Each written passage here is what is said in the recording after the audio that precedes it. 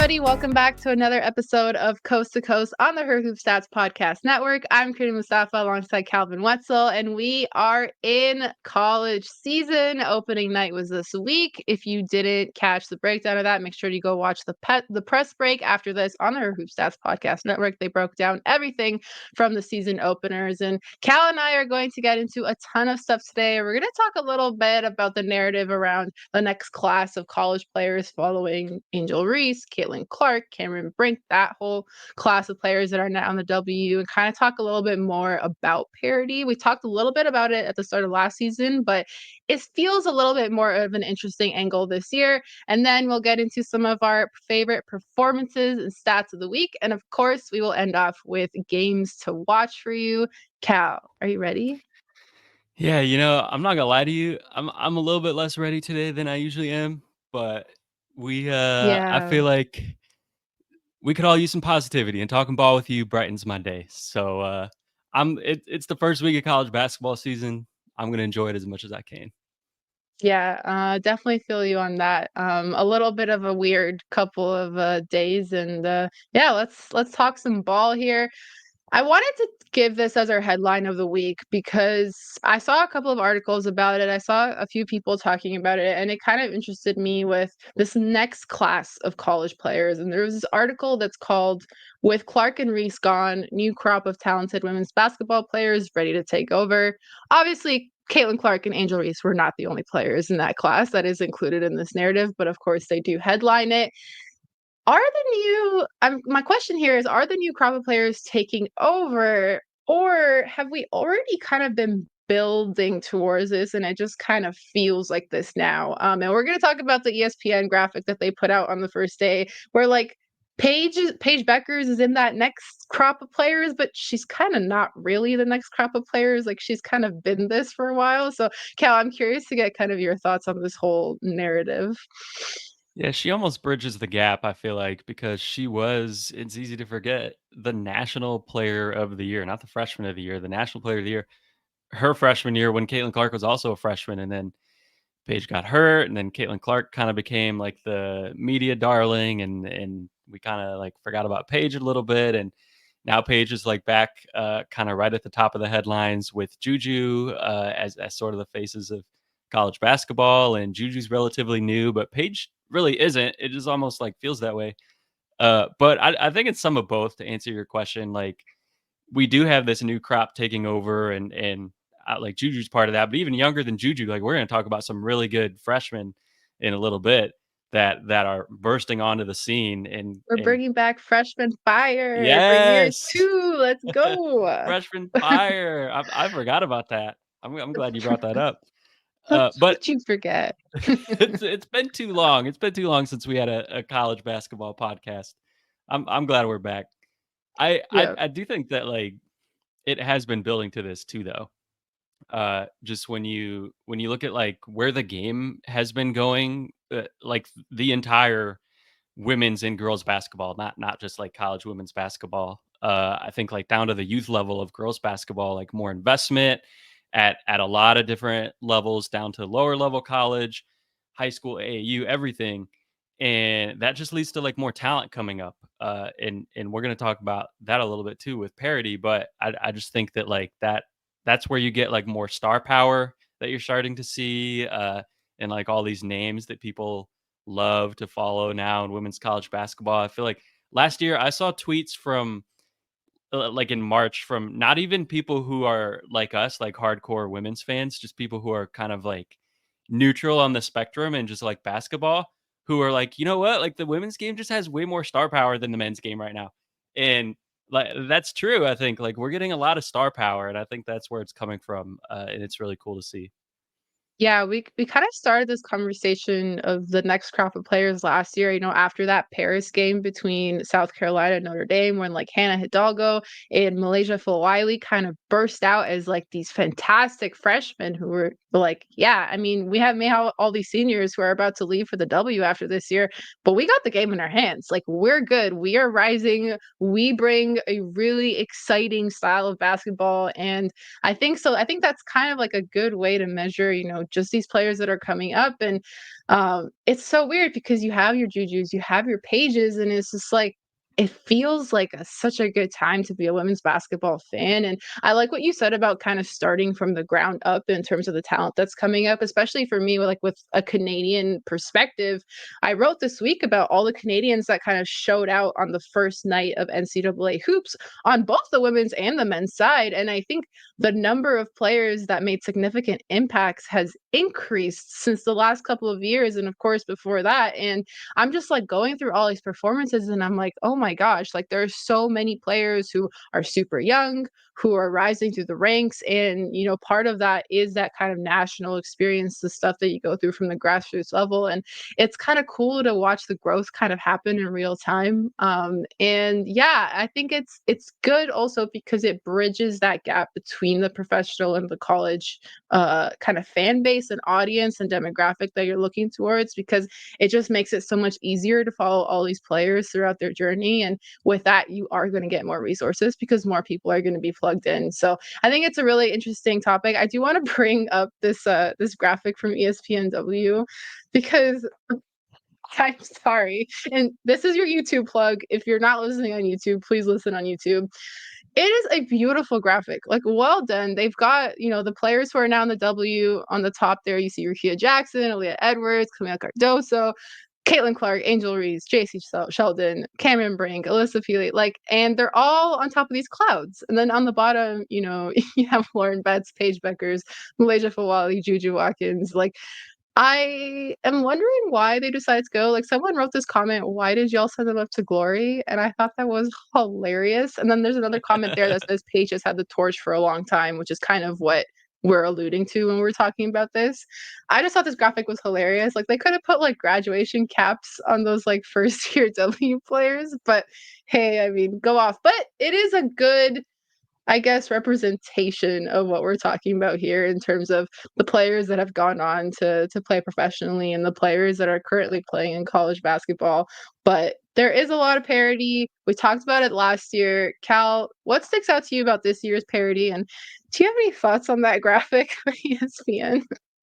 Yeah, if you haven't seen it, the clouds really. I don't.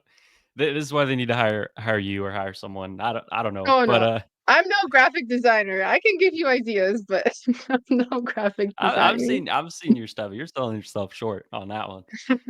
But in terms of the parody, yeah, I mean, we I feel like we talked about it last year too, but we already saw it a few hours into the season, right at the beginning of day one. USC barely escaped Ole Miss, almost lost that game, and then South Carolina. We're going to talk about Michigan a little bit too in that game, but South Carolina got a good run and kind of pulled away late, but Michigan had them for a while, and Ole Miss and Michigan aren't even, they're good teams, but it's not even in that tier of teams that we've talked about that is really like South Carolina didn't lose a game last year, but the next tier right below South Carolina is better this year. 2, 3, 4, 5, 6 is better this year, I think. And we've talked about that. Ole Miss and Michigan aren't even in that 2 through 6 tier. They're in the 25, 30 type of tier. And teams like that still can give the top teams all they want on any given night, as we saw. So the parity really just goes deeper, I think. And like I said, from day one we got to see it. I think it's really fun. There just aren't very many givens anymore, which makes it more entertaining. And I think it comes back to the talent coming up that we talked about, because just more investment, more talent. That talent is more dispersed. It's not all just going to UConn anymore like it did in 2013. Now you have the top 10 recruits are at 9 different schools, and so there's just more talent coming up as freshmen and sophomores that, again, we are going to talk about our next segment, that I think makes some of the other teams really able to compete. Right. And I think, we have our clear favorites, whether that is South Carolina, whether that is UConn, whether that is, USC or all these other teams. But we're seeing that all these other teams that are in the lower tiers are going to be very competitive and they're going to be very tough to beat. And that Michigan South Carolina game was my favorite of this week, bias or no bias. I just think it was a really fun basketball game. And I think that's a perfect time to segue into our next segment, which we will try to do like every week of this college season. And that is going to be our performance or stat of the week. Cal and I will each choose one that kind of stands out to us and give our reasons why every week. And where to start other than with Miss Sila Swords of Had to. Michigan, Canadian phenomenon. She's the youngest basketball Olympian for Team Canada. Comes into Michigan with a ton of different experience, played at all of our age group level teams, won several medals, obviously was an Olympian this summer, played really good in high school basketball as well. She's 27 points, 12 rebounds, a double-double. She has 2 assists. I think she had like 1 block, 1 steal against South Carolina, the defending champions in Vegas. Was a very close game. Michigan led from the beginning, and then South Carolina was able to get in there, and it was really it ended up being like a flick of what, like a 4 to 6 point game. And I thought that it was super competitive, and she just looked exactly how I thought she was going to look. I'm not even going to hide the fact that I'm going to brag about the fact that I knew she was going to look this good, because Good, go off. Sila plays, like we talked about this a little bit like a few weeks ago. Sila plays with a type of composure that is very hard to teach. And I think because of these experiences that she's had, she just comes in to the game knowing exactly what she wants to do. She hit a freaking step back 3. She was hustling for every rebound. Like, she was doing everything that she possibly could to try to get this win for her team. And for a team that has a lot of freshmen, like we talk about to start the season, I thought they looked really good. And then Jordan Hobbs being, their vet, kind of leading the way there. Missed some shots at the end, but they were probably understandably tired. It was a very, very physical game as well. But I was really impressed. I think Sila's performance in game 1 of the season, she said to me when I was at Michigan Media Day a few weeks ago, like about the South Carolina matchup, head coach Kim was like, "Why did I agree to this?" And Sila was like, "I like to be tested. I like to be kicked in the face." And I thought that this was a very good test for them. And I know we don't really like to talk about moral victories, but that almost felt like a moral victory for them, because you really didn't know how that first game was going to look like, especially against a team like South Carolina. And, South Carolina had a few kinks that they kind of need to work out, but man, what a game 1 for Sila Swords. I just had so much fun watching her. Definitely watched it legally on TNT here in Canada, but it's fine. It's fine. I was really, really, really grateful to watch her play. Yeah, and I mean that Michigan team is going to be really, really good. Like Hannah Hidalgo last year in that opening game against South Carolina had a great game too, and Notre Dame still lost by 30, but Michigan hung around the whole game. So I was very impressed too. For mine, I have to sort of pivot to Michigan's rival school, Ohio State, but stick on the theme of freshman fire, top 5 recruits making their college debut. Jelani Cambridge went off. 31 points, 6 rebounds, 6 assists, 5 steals. And just because, as a 5'7" point guard, 2 blocks, because why not? An incredible stat line, an incredible night from You her. saying I have a chance, Cal? I'm like 5'8". Yeah, hey, you could still, you got eligibility left, right? Go Yeah, go I go should. get I it. don't know. I don't know about that. Maybe I'll use my COVID year. Yeah, there you go. There you go. I think we got one more year of that. Yeah. Watching Jelani, I mean, by the way, on 30 points, she only missed 2 shots all night. No free throws, 2 field goals, and 30 points, which is incredible. And these were not easy shots. These were almost all off the dribble, like a couple threes off the dribble. She got to the rim a couple times, but a lot of like pull up middies, floaters, things like that. She was letting the country know, like, I got a bag right away.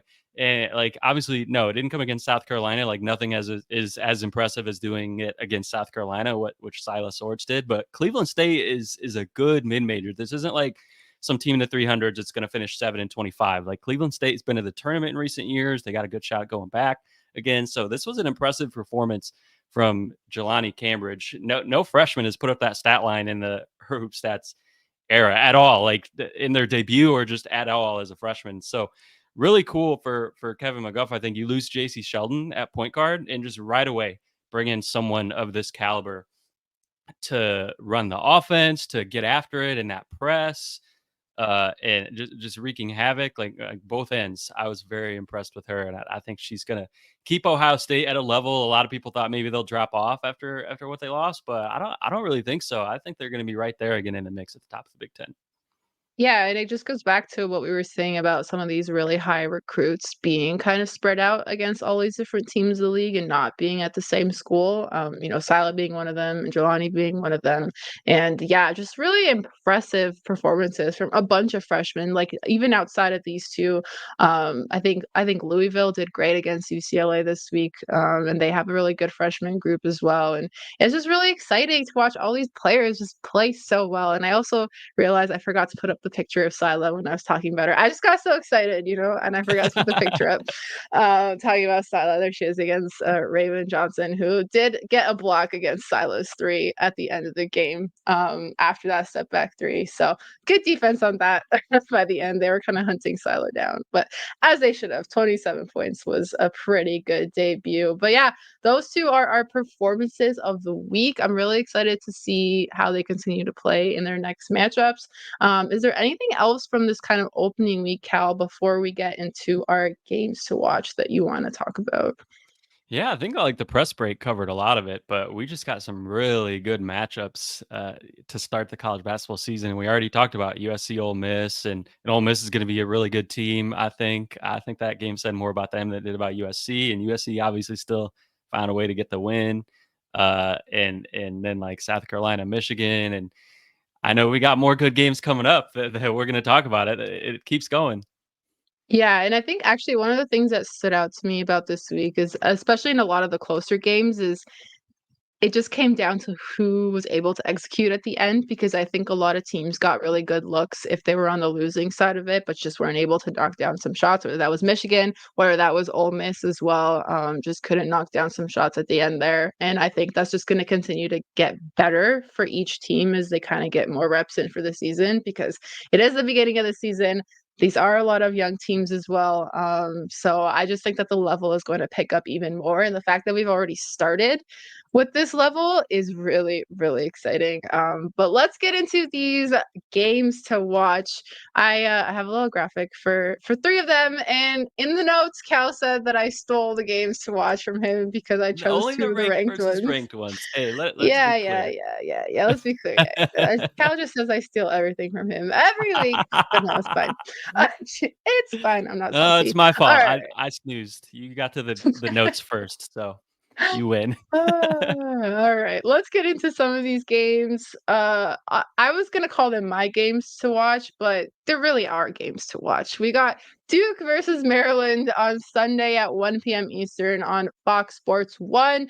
Then we have NC State versus South Carolina also on Sunday. That will be at 3 p.m. Eastern on ESPN. At the same time, will also be Gonzaga versus Stanford at 3 p.m. Eastern, and that will be on ESPN2. I'm excited for each of these games for many reasons. Duke versus Maryland, we're going to continue with the Canadian representation because in their first game, we have a Duke Canadian duo in Toby Fournier and Emma Cable, and they both were pretty solid to start. Their stat lines weren't like crazy like Silas was dropping 27 against South Carolina, but I thought they did a lot of really good things. It looks like Emma's going to have more minutes this year, which I think is interesting. And Toby scored 10 points in 10 minutes and had a few rebounds and knocked some fadeaways. She had a block, so I thought that was really cool to I'm see waiting for in a their dunk from debut. her. Oh yeah, I know. We're waiting for a It's dunk. coming. Everyone's waiting for the dunk. We'll see what it happens. Maybe it'll happen in this game against Maryland. Who knows? I'm excited for that Canadian duo to kind of take on a ranked team. And then of course NC State versus South Carolina. You and I can talk about this one a little bit more. It being another one that is highly ranked to start the season. Obviously, we know NC State was one of the biggest stories of last season and the run that they made at the tournament, South Carolina being defending champions. What are you kind of looking for in this matchup, knowing that South Carolina just had a very close one against Michigan that almost probably really was a bit of a wake-up call for them?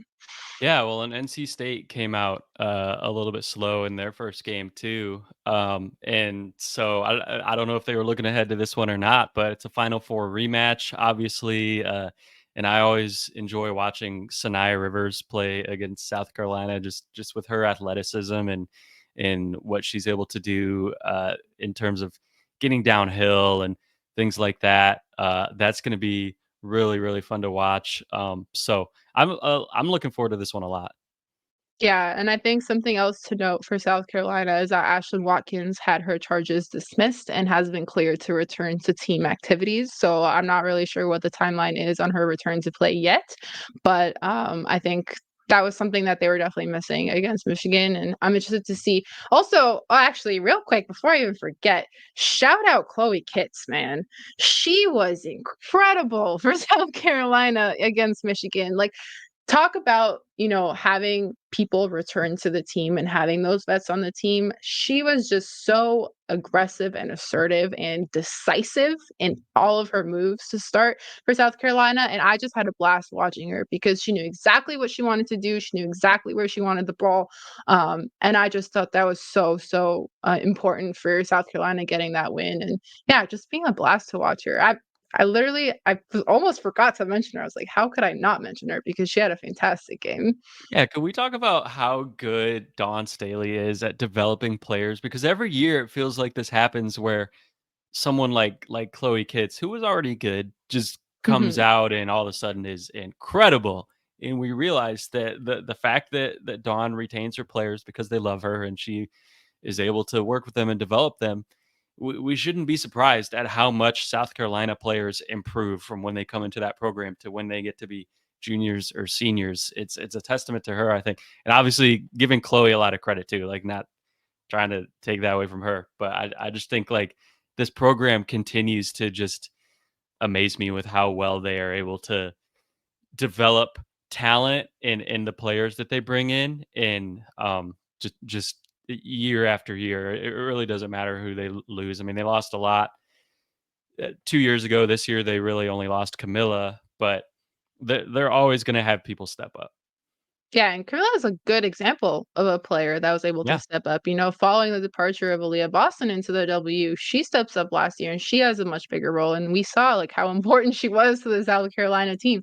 Freaking knocking down a three-pointer for what felt like the first time in her life at the buzzer I with that win over Tennessee, was just think it was the probably one first of the time in most her life in college, yeah, at least. yeah, it was like one of the most thrilling finishes to a game I've ever seen in my life. So yeah, it's truly a testament to the way that Dawn develops her players and the way that they just work really hard. I mean, even after getting that win, they knew they were like, we did not play our best. We could be so much better. And I'm interested to see how that kind of translates into this next game against NC State. And then my final game to watch before we move into yours, Cal's, is Gonzaga versus Stanford.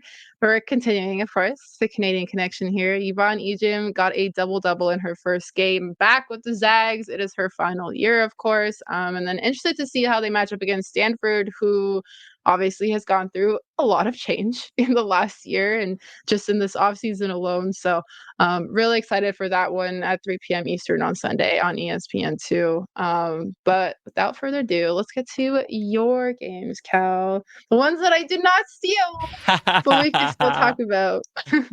Well, it's tough between now and the next time we record. There's only two ranked versus ranked matchups, and you got to the notes first. You took both of them. Somehow Gonzaga Stanford is unranked versus unranked, which just doesn't feel right. It feels really weird to me. That feels like See, I three didn't steal ranked that versus one. ranked. Yeah, right. There you go. But I had to get a little creative because no ranked versus ranked less. So I'm gonna start out with Niagara versus West Virginia. And listen, I'm not expecting this to be like a down to the wire game, like in the same vein of like the games that we just talked about. But I had to put this on my list because, like I said, I wanted to get creative and get weird with it this week. These two teams are two of the most press heavy teams in the country, literally two of the top three in the country last year in terms of how often they press. And I think this I mean, game one of is them just is going to called be Press Virginia, so exactly. And if Niagara rhymed with press, I'm sure we'd come up with a name for them too. This game is going to be frenetic, chaotic, hilarious. I want to tune in for no other reason than just to watch everything just go crazy with the presses both ways. So that one is Saturday, 2 Eastern, ESPN Plus, if you want to watch some really weird, entertaining, unique basketball. This is the Uh, one for all the defense sickos out there. yeah, This is the yeah, one for you. exactly. And then the next one, Virginia Tech versus Iowa. I'm sure everyone listening is like, Calvin, I think you're a year or two late on this one. Like, this was Did you get two a time Final Four machine? teams. Yeah, I did. They were two Final Four teams a couple years ago, and obviously, like Georgia Amore's gone, Caitlin Clark's gone. Like, it's not really that same headliner of matchup. But part of what makes it fun for me is that, like, you talked about Gonzaga and Stanford, both obviously like being pretty new. Other than Ejim, Gonzaga has a lot of new pieces, and Yeah. Stanford new era with their coach. And I think these two teams are kind of in a new era too. They both have first year coaches. Obviously, Iowa, sort of still the same program, just Jensen taking over after being an assistant, but moved on from Caitlin Clark and a lot of their other seniors as well. Kay Martin, Gabby Marshall, Virginia Tech. First year of Megan Duffy at head coach after coming over, doing a great job at Marquette, and lost Kitley and Amore, but a lot of other pieces around them are back, like Matilda Eck, Carly Wenzel, Rose Mishaw. That it's a really, really balanced team, I think, this year compared to what it was. And then like Iowa, we get to see Lucy Olson on national TV for the first time with Iowa. This is ESPN2 Sunday 5:30 Eastern. So I this time of year I really enjoy watching teams that like look a lot different than they did the year before to kind of get a sense for like what are they going to be this year. And so neither of these two teams are anything close to like the Final Four teams that we saw in the last year or two. But that's why I want to tune into this one because they're going to be different. I want to see how are they going to look. And then the last one is UNLV versus Arizona, Tuesday, 8 Eastern, ESPN Plus. I just love, you know me, I love mid majors. And so when a good mid major gets a chance to go prove themselves against a solid power conference competition, I eat it up. I'm here for it. And UNLV, they played each other last year, and UNLV took care of them pretty easily, 72-53 at home. Now they go return trip to Arizona. So very interested to see. And UNLV lost the Conference Player of the Year, Desiree Young, but I still believe that they're going to be right at the top of the Mountain West. So very interested to see how they play in this one and how they match up. Yeah, I think one of my favorite things to kind of learn and observe in the last like full year of actually being immersed in college basketball is every single team has their own storylines and their own motivation and just like their own like just their really their own story. And I think that just makes it so intriguing. And that's why, we may not have these like ranked matchups, but Cal, like this is why I love doing this pod with you because like you find such an amazing way to be like, no, like this is the story that you should be following with these teams. And it just like it makes for some really interesting and engaging stuff all around. So make sure you guys are tuning into all of these games. Like there's full games at the start of the season. And the start of the season, honestly, it can feel chaotic, but sometimes it's some of the most fun basketball being played because you're not like deep and heavy into it, or there's a lot of new pieces moving around, like just a lot of new situations for teams and just things that they're trying to figure out in their own little journey. So yeah, those are the games to watch. Cal, you have anything else before we get out of here? Yeah, just echo what you said and get ESPN Plus because that's where all these sicko games are. You're gonna want it for college season. Yeah, as a Canadian on this pod, I am struggling at times, but I'm doing my best to get access to these games. I do have my ways that I work around that. But You gotta do what you oh gotta my do. god, I gotta do what you gotta do. And with that, that's gonna be the end of this week's episode. Thank you so much for tuning in. You can follow us at Her Hoop Stats. Subscribe wherever you get your podcast. Subscribe to Her Hoop Stats YouTube. We drop every single week on Thursday. You can follow myself at Crina MM. You can follow Cal at Wetzel 31, and we will see you next week.